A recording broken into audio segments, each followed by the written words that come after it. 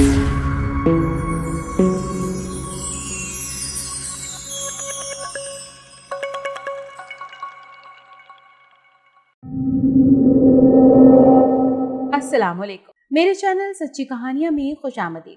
उम्मीद करती हूँ कि आप सब खैरियत से होंगे। आज की कहानी इंतहाई खौफनाक कहानी है, लेकिन इससे पहले कि मैं कहानी का बाकायदा आगाज करूँ, आपसे मेरी एक गुजारिश है कि मेरे चैनल को लाइक कीजिए, सब्सक्राइब कीजिए और बेल आइकन को क्लिक कर लीजिए, ताकि अगर कहानी अपलोड करने में देर सवेर हो जाए तो आपको मेरी कहानी का नोटिफिकेशन फौरी मिल जाए। और हाँ, कमेंट बॉक्स में अपनी राय का इजहार जरूर किया कीजिए कि आपको मेरी कहानियां कैसी लगती हैं। तो चलिए शुरू करते हैं आज की कहानी। कमरे में से शदीद बुसांद आ रही थी। कमरे में इस कदर बदबू थी जैसे कई सड़ी हुई लाशें काफी दिनों से वहां रखी गई हों। किसी भी आम इंसान का वहां एक लम्हे के लिए भी ठहरना मुमकिन नहीं था, मगर घटाटोप अंधेरे में डूबे कमरे में एक काला सा ह्योला दिखाई दे रहा था। वो एक कम उम्र लड़की थी जो जमीन पर सर झुकाए बैठी थी। ताज्जुब की बात यह थी कि वो लड़की बड़े ही इत्मीनान से वहां बैठी थी, जैसे वो एक आम कमरा हो। लेकिन उस लड़की की हालत इंतहाई तशवीशनाक थी। बाजुओं और पिंडलियों का जगह जगह से गोश्त गायब था, जबकि खून जगह जगह उसके कपड़ों पर लगा हुआ था। हाथों और पांव के नाखून गायब थे। यूं मालूम होता था जैसे किसी ने जड़ से खींच कर उतार दिए हों। चेहरे पर जगह जगह नील पड़े हुए थे, आंखें फटी हुई मालूम हो रही थी और सर के बाल जगह जगह से नोचे हुए थे कि अचानक उस लड़की के जिस्म में हरकत हुई और वो ड्रेसिंग के आईने के सामने जा खड़ी हुई। चंद लम्हे खुद को देखने के बाद उसने जोर जोर से हंसना शुरू कर दिया। उसकी खौफनाक हंसी की आवाज से पूरा घर गूंज उठा। सिकलैन एक मशहूर और कामयाब बिजनेसमैन था। सिकलैन की अपनी मार्बल की फैक्ट्री थी। उसके वर्कर्स बेहद उम्दा और ईमानदारी के साथ काम करते थे। सिकलैन का अपना घर डिफेंस में था जो कई कनालों पर मुश्तमिल था। जदीद डिजाइन का बना एक खूबसूरत और लग्जरी घर जो अपनी मिसाल आप था। इस घर में सिकलैन और उसकी बीवी आयजा रहते थे और एक उनकी इकलौती बेटी जिसका नाम शानजे था, वो भी उन्हीं के साथ रहती थी। घर की बैक साइड पर मौजूद कुछ सर्वेंट क्वार्टर्स थे जहां पर कुछ मुलाजिम रहते थे जो घर की देखभाल और सारा घर का काम किया करते थे। एहतशाम और आयजा को अपनी लाडली बेटी शानजे से बेहद प्यार था। अभी शानजे के लबों से कोई बात निकलती थी कि फौरन उसको पूरा कर दिया जाता था। उनकी जिंदगी बेहद खुशहाल थी, लेकिन शानजे के एक गलत कदम ने उनकी जिंदगी का चैन और सुकून छीन लिया। कमरे का दरवाजा एक झटके से खुला। ताफुन भरी हवा आने वाले शख्स के नथनों से टकराई। उबकाई को रोकते हुए वो शख्स कमरे में दाखिल हुआ। अंदर से किसी खौफनाक जानवर के गुर्राने की आवाज आ रही थी। मजीद कमरे के अंदर जाने पर एक लड़की जमीन पर बैठी नजर आई जो सर झुकाए बैठी थी। उस शख्स के करीब पहुंचने पर एक झटके से उस लड़की ने सर उठाया। उसे देखा, उस लड़की की आंखों में बला की वहशत थी। आने वाले शख्स को अपने कदमों तले जमीन खिसकती हुई महसूस हुई। फिर भी उसने हौसला जमा करके हाथ में पकड़ी तस्बीह के दाने घुमाते हुए उससे पूछा, कौन है तू और यहाँ क्या कर रही है? चली जा यहाँ से।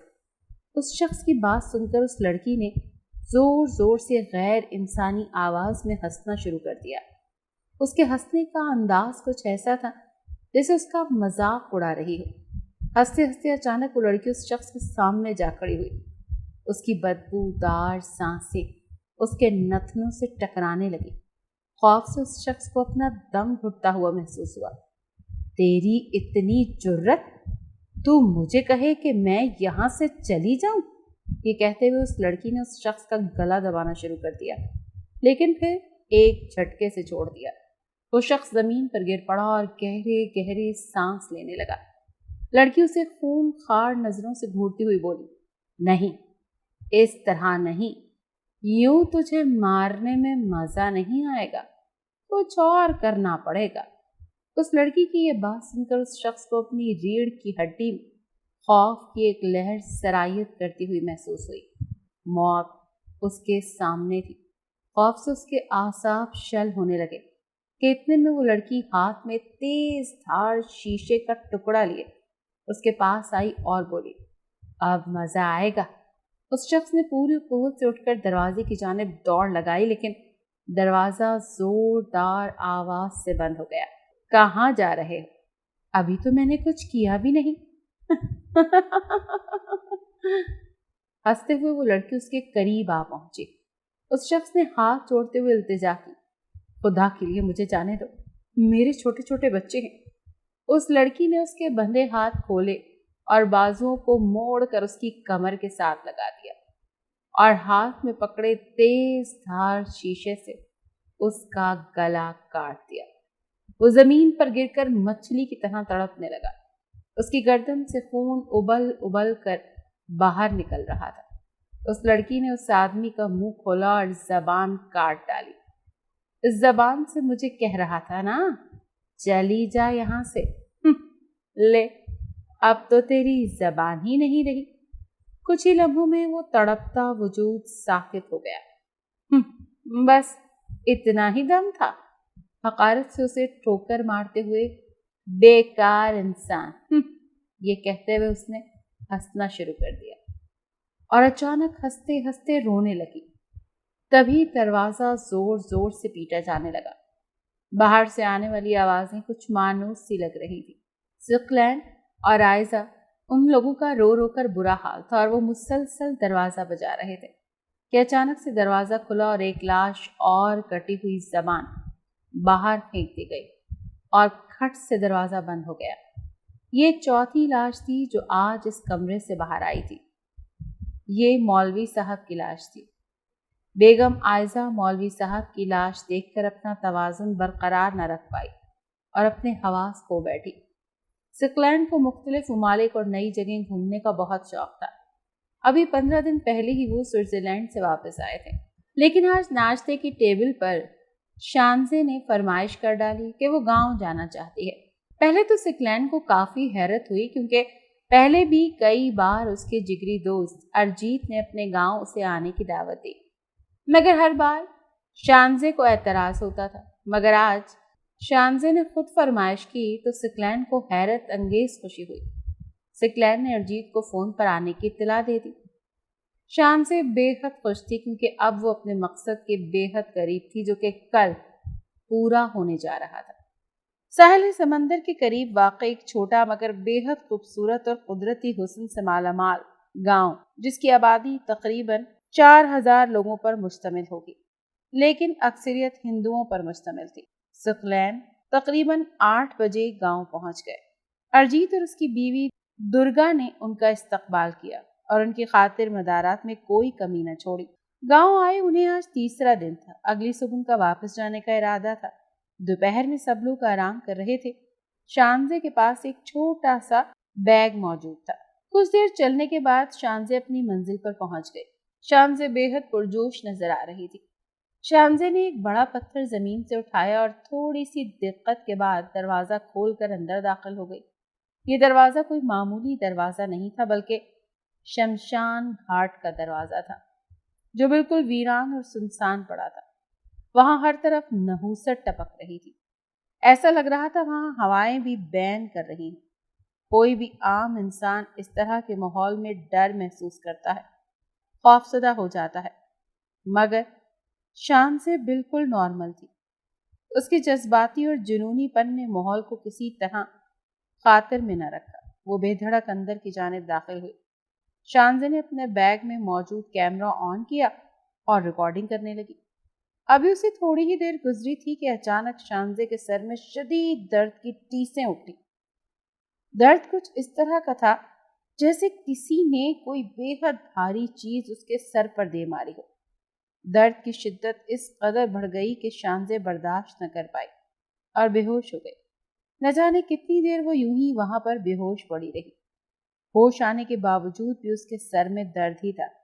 شانزے فوراً وہاں سے اٹھی اور واپس گاؤں آنے لگی، جہاں انہوں نے قیام کیا ہوا تھا۔ گھر میں سب جاگ گئے تھے اور دعوت پر جانے کی تیاری کر رہے تھے۔ شانزے چپکے سے اپنے کمرے میں جا کر لیٹ گئی۔ اس سر کا درد اس کی سمجھ سے باہر تھا کہ اچانک سے اسے ہو کیا گیا ہے۔ دعوت میں بھی شانزے گمسم سی رہی۔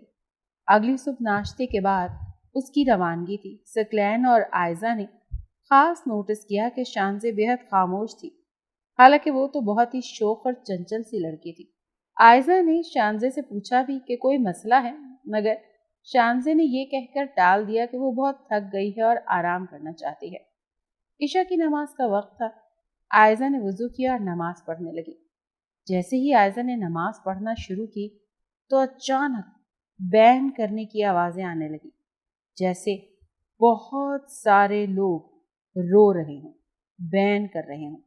آئزہ بے حد پریشان ہوئی اور جلدی سے نماز ادا کرنے لگی، مگر جیسے ہی نماز مکمل ہو گئی تو بین کی آواز بھی رک گئی۔ آئزہ نے فوراً گھر میں ارد گرد دیکھا، لیکن وہاں تو کوئی بھی نہیں تھا۔ شانزے اپنے کمرے میں تھی اور سکلین گھر پر موجود نہیں تھا۔ رات کافی دیر سے سکلین جب گھر واپس آیا تو آئزہ کو جاگتا دیکھ کر کافی پریشان ہوا۔ وہ تو اکثر ہی کام کے سلسلے کی وجہ سے لیٹ کر آتا تھا۔ سکلین کے پوچھنے پر آئزہ نے نماز کے دوران بینڈ کی آوازوں کا بتایا، جسے سکلین نے نظر انداز کرتے ہوئے اسے آرام کرنے کا کہا۔ اگلی صبح آئزہ قرآن پاک کی تلاوت کر رہی تھی کہ کچن سے چیخنے اور برتن ٹوٹنے کی آوازیں آنے لگیں۔ آئزہ جلدی سے قرآن پاک کو بند کر کے فوراً کچن کی جانب بھاگی۔ سامنے کا منظر بے حد عجیب تھا۔ شانزے شدید غصے میں برتن دیواروں پر مار رہی تھی اور ملازموں سے روکنے کی کوشش کر رہی تھی، جس کے نتیجے میں شانزے نے ایک شیشے کا گلاس اس کے سر پر دے مارا، جس کے باعث اس ملازمہ کا سر پھٹ گیا۔ آئزہ نے دوسری ملازمہ کو آواز دی اور اس کے ساتھ مل کر شانزے کو بڑی مشکل سے قابو کیا۔ پھر شانزے بے ہوش ہو گئی۔ آئزہ نے فوراً سکلین کو فون کیا اور ساری صورتحال سے آگاہ کیا۔ صاحب جی، باہر ارجیت سر آئے ہیں۔ ملازمہ نے اسٹڈی روم میں موجود سکلین کو اطلاع دی۔ انہیں ادھر ہی لے آؤ۔ کچھ دیر بعد ارجیت سکلین کے سامنے بیٹھا تھا اور بغور سکلین کا جائزہ لے رہا تھا۔ بکھرے ہوئے بال، بے ترتیب بڑھی ہوئی داڑھی، سلوٹوں زیادہ کپڑے اور بار بار اپنے سر کو مسل رہا تھا۔ سکلین کی حالت دیکھ کر لگ رہا تھا کہ وہ بے حد پریشان ہے۔ یار، سب خیریت ہے؟ مجھے تم کچھ ٹھیک نہیں لگ رہے، ارجیت نے فکر مندی سے پوچھا۔ کچھ لمحے دونوں کے درمیان خاموشی رہی اور پھر سکلین نے بتانا شروع کیا کہ جب ہم تمہارے گاؤں آئے تھے اور وہاں سے واپس آئے تو شانزے کی طبیعت تب سے سنبھل نہیں رہی۔ میں اس کی وجہ سے بے حد پریشان ہوں، سکلین نے پھیکے سے لہجے میں کہا۔ ارجیت کو شدید حیرت ہوئی۔ اس نے دوبارہ پوچھا، مگر شانزے کو ہوا کیا ہے؟ سکلین کچھ لمحے اس کی طرف دیکھتا رہا اور پھر بولا، جب سے گاؤں سے آئے ہیں مسلسل طبیعت خراب ہے۔ ڈاکٹرز کو چیک اپ کروایا ہے تو بظاہر تو سب ٹھیک بتاتے ہیں۔ کچھ ڈاکٹرز نے کہا ہے کہ شاید بچی کو سٹریس ہے۔ میں نے مہنگی سے مہنگا علاج بھی کروایا، مگر اس کی حالت دن بہ دن خراب ہوتی جا رہی ہے۔ اچھا، کسی سے دم کروایا ہے؟ ہاں، مولوی صاحب سے کروایا تھا، مگر کیا؟ ارجیت نے استفسار کیا۔ مگر آج چوتھے مولوی کی لاش شانزے کے کمرے سے باہر آئی ہے۔ ارجیت یہ سب سننے کے بعد کچھ سوچنے لگا۔ طویل خاموشی کے وقفے کے بعد سکلین نے رندھے ہوئے لہجے میں دوبارہ مزید بتانا شروع کیا۔ آئزہ نماز روزے کی پابند ہے، لیکن جب بھی وہ نماز پڑھتی ہے، قرآن پاک کی تلاوت کرنا شروع کرتی ہے تو شدید چیخوں کی آوازیں آتی ہیں، اور وہ شانزے کی چیخیں ہوتی ہیں، جو خود کو کبھی کاٹتی ہے، کبھی چھری سے، کبھی شیشے سے اور کبھی اپنے دانتوں سے اپنے بازو اور پنڈلیوں میں اپنے دانت گاڑنے کی کوشش کرتی ہے۔ اس کی اس اذیت کو دیکھ کر آئزہ نے نماز پڑھنا بھی چھوڑ دی ہے۔ پچھلے 4 ماہ سے میری بیٹی اور ہم شدید اذیت میں ہیں۔ ارجیت کے ذہن میں اچانک کلک ہوا۔ اٹھو، فوراً میرے ساتھ چلو۔ سکلین حیران اور پریشان اس کے ساتھ چل پڑا۔ ارجیت تیز رفتاری سے کار ڈرائیو کر رہا تھا۔ مگر ہم جا کہاں رہے ہیں ارجیت؟ سکلین نے سنبھل کر بیٹھتے ہوئے پوچھا۔ پھر ارجیت نے اپنے گاؤں کے پچھلی طرف گاڑی روکی۔ سکلین ابھی بھی حیران اور پریشان تھا کہ وہ یہاں کیوں آئے ہیں۔ ایک چھوٹے سے گھر کے باہر وہ آدمی بیٹھے تھے جو حلیے سے کوئی سادھو دکھائی دیتے تھے۔ ارجیت آگے بڑھا اور سکلین نے فوراً آگے بڑھنے سے اس کو روکا اور پوچھا، پہلے بتاؤ کہ ہم یہاں کیوں آئے ہیں اور یہ کون ہے؟ ابھی سب کچھ پتہ چل جائے گا۔ بڑے پجاری آنکھیں بند کیے کافی دیر سے مراقبے کی کیفیت میں تھے۔ اچانک انہوں نے اپنی سرخ آنکھوں سے سکلین کی طرف دیکھتے ہوئے کہا، وہ لوٹ آئی ہے اور اب کسی کو زندہ نہیں چھوڑے گی۔ سکلین نے ناسمجھی سے اس پجاری کی طرف دیکھا جو دوبارہ سلسلہ کلام جوڑتے ہوئے بولے، شکنتلا اسی گاؤں کی رہنے والی تھی۔ وہ شیطان کی پجارن تھی اور مختلف کالے عملیات کی ماہر تھی۔ شیطان کی خوشنودی حاصل کرنے کے لیے اس نے 9 مولود بچوں کی بلی دینا شروع کر دی اور ایک دن 9 مولود بچے کی بلی دیتی ہوئی پکڑی گئی۔ گاؤں کے لوگوں نے مار پیٹنے کے بعد اسے گاؤں کے پرانے شمشان گھاٹ میں زندہ جلا دیا، لیکن اس کی بری آتما کو ختم نہ کر سکے۔ کچھ عرصے بعد گاؤں میں پراسرار اموات واقع ہونی شروع ہو گئیں۔ گاؤں میں ہر طرف خوف و ہراس پھیل گیا۔ لوگ سر شام گھروں میں بند ہو جاتے، مگر تمام احتیاطی تدابیر کے بعد بھی کسی نہ کسی کی موت واقع ہو جاتی۔ سال میں ایک بڑے مندر میں پوجا رکھی گئی جس میں دور دراز سے پجاری شرکت کرتے ہیں۔ انہی دنوں میرا بھی یہاں آنا ہوا۔ کالی شکتیوں کی وجہ سے اس کی بری آتما بہت طاقتور ہو چکی تھی۔ بڑے کٹھن عمل کے بعد اس کی آتما کو گاؤں کے پرانے شمشان گھاٹ میں جہاں اسے جلایا گیا تھا قید کر دیا اور اسی شمشان گھاٹ کو ہمیشہ کے لیے بند کر دیا گیا، جسے اب تمہاری بیٹی نے آزاد کر دیا ہے۔ سکلین صدمے سے گنگ رہ گیا۔ ارجت نے پریشانی سے پہلو بدلتے ہوئے پجاری سے التجا کی، پجاری جی، کئی ماہ سے میرا دوست اور اس کی بیٹی بہت تکلیف میں ہے، کرپا کر کے ہمیں اس مصیبت سے چھٹکارا دلائیے۔ شانزے کی حالت بہت تشویشناک ہے، کہیں دیر نہ ہو جائے۔ یہ سننے کے بعد سکلین اپنا ضبط کھو بیٹھا۔ حوصلہ رکھو، مجھے اس کے پاس لے چلو، سکلین کو تسلی دیتے ہوئے پجاری نے ارجت سے کہا۔ چاند گہرے سیاہ بادلوں سے گھرا ہوا تھا جس کے باعث وہ اپنی روشنی زمین پر پہنچانے سے قاصر تھا۔ آسمان پر موجود ستارے جلدی چراغ کی مانند تمتماتے نظر آنے لگے اور جلد ہی اس رات کی خون آشامی کے سبب منظر عام سے غائب ہو گئے۔ تیز ہوائیں گونجدار آوازوں سے ارد گرد چکراتی ماحول کو مزید خوفناک بنا رہی تھی۔ ساتھ ہی بینائی ختم کرتی کڑکتی بجلی آسمان کو چیرتی ہوئی معلوم ہو رہی تھی۔ اس ہیبت ناک ماحول میں پجاری ہال کے بیچوں بیچ حصار باندھے آگ جلائے بیٹھا تھا اور ارد گرد کا خوفناک ماحول بہت زیادہ پراسرار لگ رہا تھا، جبکہ پجاری کے لب مسلسل ہل رہے تھے۔ سکلین، آئزہ اور ارجت بھی پجاری کے ساتھ حصار میں موجود تھے۔ اچانک ہی پورے گھر سے یوں آوازیں آنا شروع ہو گئی جیسے کہ بے شمار بدروہیں اور چڑیلیں مل کر چیخ رہی ہوں۔ ساتھ ہی گھر میں چیزیں ٹوٹنے کی آوازیں آنے لگیں۔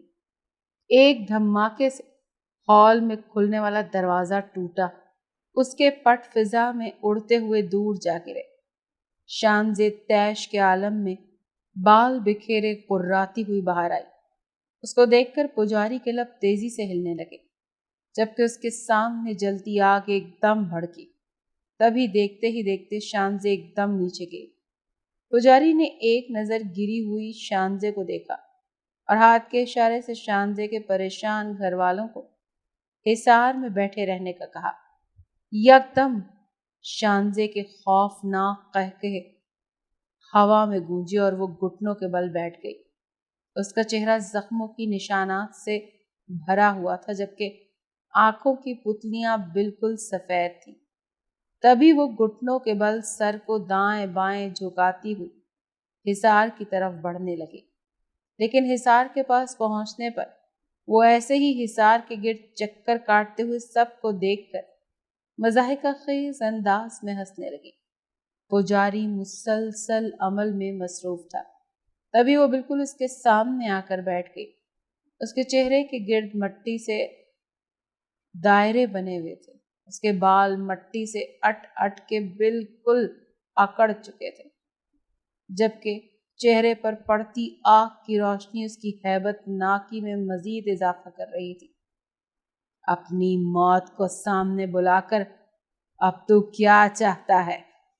شانزے نے پجاری کو گھورتے ہوئے خونخوار لہجے میں کہا۔ موت تو تیری آئی ہے آج، کاش تجھے اسی دن ختم کر دیا ہوتا تو آج یہ دن ہی دیکھنا نہ پڑتا۔ शानजे सर को पीछे गिराकर हंसने लगी। तू मारेगा मुझे? तभी पुजारी ने पास पड़े बर्तन में से मुट्ठी भर सुफूफ लिया और उस पर कुछ पढ़ते हुए शानजे पर फेंक दिया। तभी शानजे एकदम चीखते हुए पीछे हुई और गजबनाक अंदाज में धाड़ती हुई खड़ी हो गई। अचानक तेज हवाएं चलने लगी, खिड़कियों के शीशे टूटने लगे, घर का सामान बिखरने लगा। पुजारी पर इन सब का कोई असर नहीं हुआ, लेकिन शानजे के घर वाले काफी खौफो हिरास में मुब्तला हो गए थे। अपना अमल रोक दे, वरना मार दूंगी इस लड़की को मैं, शानजे ने मुट्ठियां भींचते हुए चीख कर कहा। आयजा और सिकलैंड ने पुजारी से इल्तिजा करते हुए कहा, खुदा के लिए हमारी बेटी को बचा लें। पुजारी ने शानजे की तरफ हथेली खोलकर मुट्ठी बंद की और बंद मुट्ठी को वापस अपनी तरफ खींचा। तभी शानजे पुजारी के हाथों की हरकत के साथ साथ खिसती हुई हिसार के पास आकर घुटनों के बल बैठ गई। एकदम पुजारी ने अपनी मुट्ठी खोली तो शकुंतला की आत्मा एकदम शानजे के जिस्म से अलहदा हुई और दूर जा गिरी। शानजे बेहोश हो गई। बिजली की सी तेजी से शानजे पर पुजारी ने वो सफूफ डाल दिया ताकि शकुंतला की आत्मा दोबारा उसके जिस्म में दाखिल न हो सके। नहीं छोड़ूंगी मैं तुझे, किसी को नहीं छोड़ूंगी, सबको मार दूंगी, आत्मा ने धाड़ते हुए कहा। इतने में पुजारी ने सफूफ उस पर फेंका, वो अंगारों में तब्दील हो गया। शकुंतला की आत्मा को आग लग गई।